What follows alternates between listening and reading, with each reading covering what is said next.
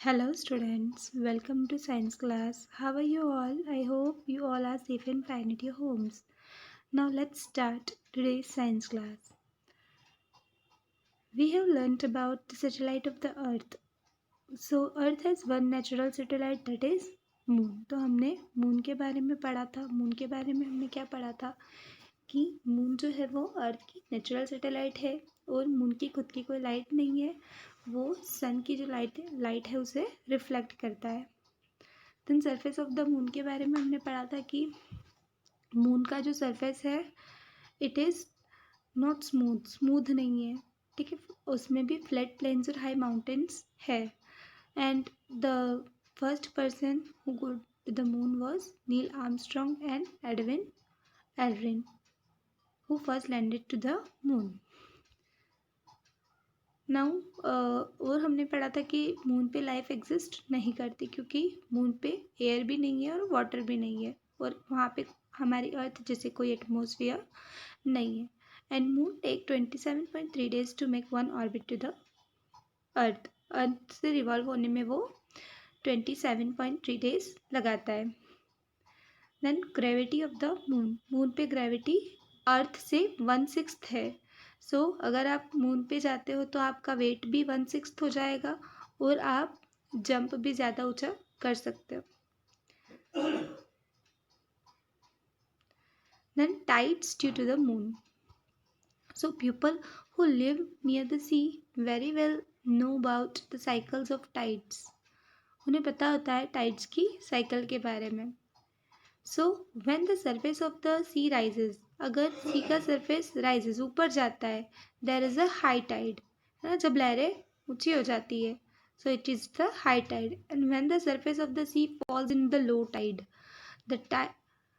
अब जो surface of the सी है वो नीचे जाता है, फॉल डाउन होता है, so it is the low Tide.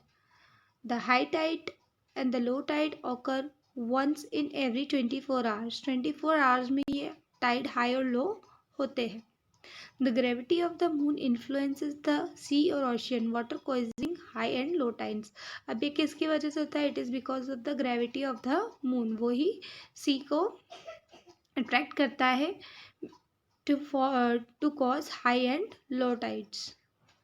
Now, as the moon revolves around the earth, its gravity acts on the earth, pulling both solid parts of the earth and also its water. तो moon जो है अर्थ के आसपास revolve करता है. इसकी revolve होने की वजह से and it has some kind of gravity, थोड़ी ग्रेविटी है. सो उसकी ग्रेविटी क्या करती है? अट्रैक्ट करती है बोथ सॉलिड एंड वाटर, दोनों को अट्रैक्ट करती है.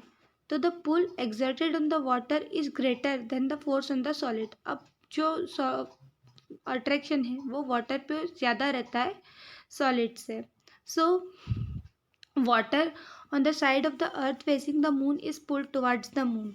तो अर्थ अगर जो वाटर मून की साइड को फेस कर रहा है, ठीक है, अर्थ जैसे अर्थ अपने आप में रोटेट करती है, तो अगर वाटर वाला साइड मून को फेस कर रहा है तो it forms the high tide. तो क्या होता है? Water on the side of the earth facing the moon is pulled towards the moon.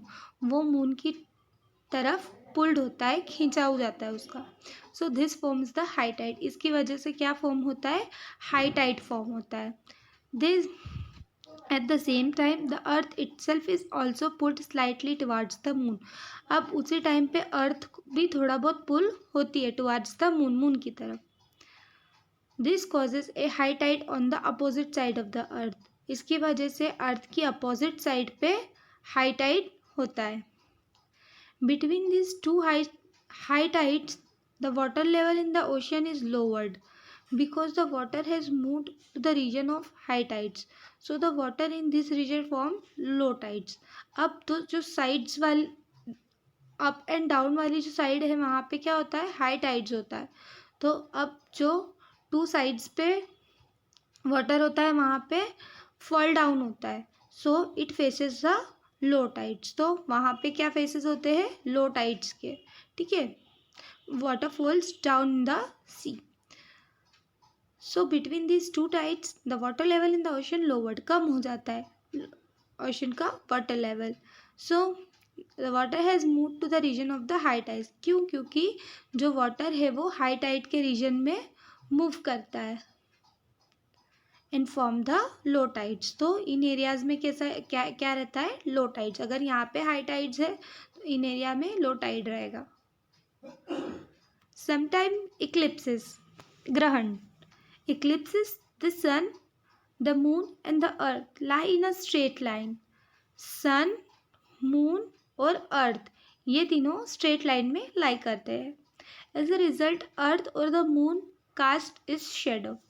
या तो कभी अर्थ अपना शेडो डाल देता है, अर्थ बीच में होता है, या कभी मून बीच में होता है. The casting shadow is called an eclipse. और जो शेडो बनता है that is known as eclipse. उनके शेडोज को क्या बोला जाता है? इक्लिप्स.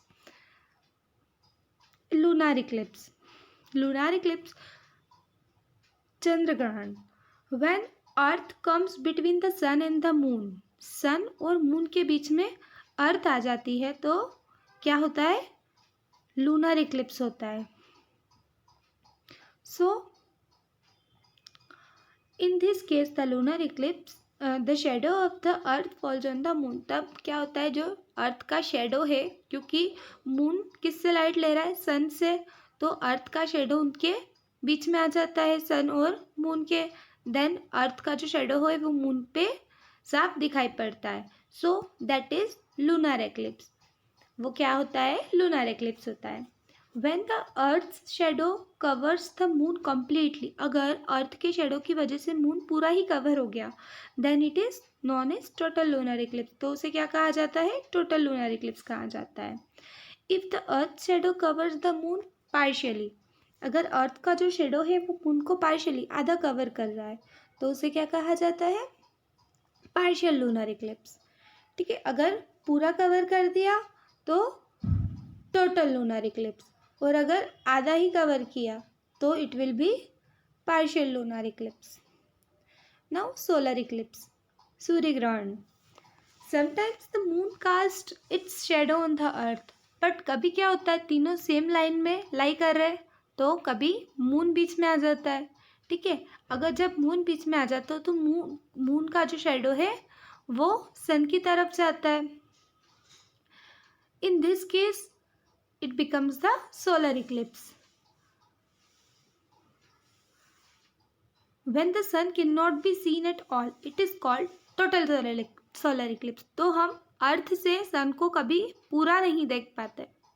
ठीक है. कभी जब टोटल सोलर इक्लिप्स होता है, पूर्ण सूर्य ग्रहण होता है, तो हम सन को पूरी तरह से नहीं देख पाते. तो वो क्या होता है? टोटल सोलर इक्लिप्स होता है. And if only a part of the sun can be seen. जब हम सन को थोड़ा बहुत देख सकते हैं अर्थ से और थोड़ा बहुत पार्ट पे शेडो आ गया है, we can not see that. So it is called partial solar eclipse. तो उसे क्या कहा जाता है? Partial solar eclipse. like this solar eclipse looks. Now artificial satellites. There are some man-made satellites also which revolve around the earth. Moon तो natural satellite थी, but कुछ man-made satellites भी है जो अर्थ के आसपास रिवॉल्व करती है, चक्कर लगाती हैं. These man made satellites are called artificial satellites. इन्हीं मैन-मेड सैटेलाइट्स को कहा जाता है artificial satellites. The artificial satellite was Sputnik 1 which was sent to the space by Russia. तो फर्स्ट आर्टिफिशियल सैटेलाइट जो स्पेस में भेजी गई थी उसका नाम है स्पुतनिक 1. और वो कब भेजी गई थी? 1957 में बाय रशिया के द्वारा. After that many countries have been launching artificial satellites into the space. India has also launched many satellites into the space. उसके बाद बहुत सारी कंट्रीज जो है लॉन्च करेंगे आर्टिफिशियल सैटेलाइट्स स्पेस में for many things, for knowing about the space. After satellites, artificial satellites play a vital role in many ways. Artificial satellites बहुत सारे important काम करती है. Some artificial satellites called communication satellites are used for television and radio transmissions and sending telephone signals. तो कुछ artificial satellites communication satellites भी होती है जो कि यूज़ होती है टेलीविज़न और रेडियो ट्रांसमिशन के लिए और टेलीफोनिक सिग्नल्स को सेंड करने में और रिसीव करने में. Some satellites called weather satellites are used to study the forecast of the weather. और कुछ satellites जो weather satellite होती है वो weather को study करती है कि आज मौसम कैसा रहेगा. Some satellites are used to get information about natural resources on the earth. The satellites send photograph of the earth from the space. अब कुछ satellites क्या करती है? They are used to get information about the natural resources on the earth. अर्थ के resources के बारे में information देती है. This satellite send photographs of the earth from the space. Space में जाके अर्थ का फोटोग्राफ सेंड करती है. Some satellites are use to gather information about the stars and other planets. और कुछ स्पेस के बारे में इंफॉर्मेशन फाइंड आउट करने के लिए यूज़ में आती है. सो नाउ आई होप कि आपको ये चैप्टर अच्छे से समझ में आ गया होगा. अगर आपको इसमें कोई डाउट्स है तो you can ask me in the comment section, and after this I am going to attach question and answers of this chapter and you have to complete it in your classwork copy. Thank you for watching.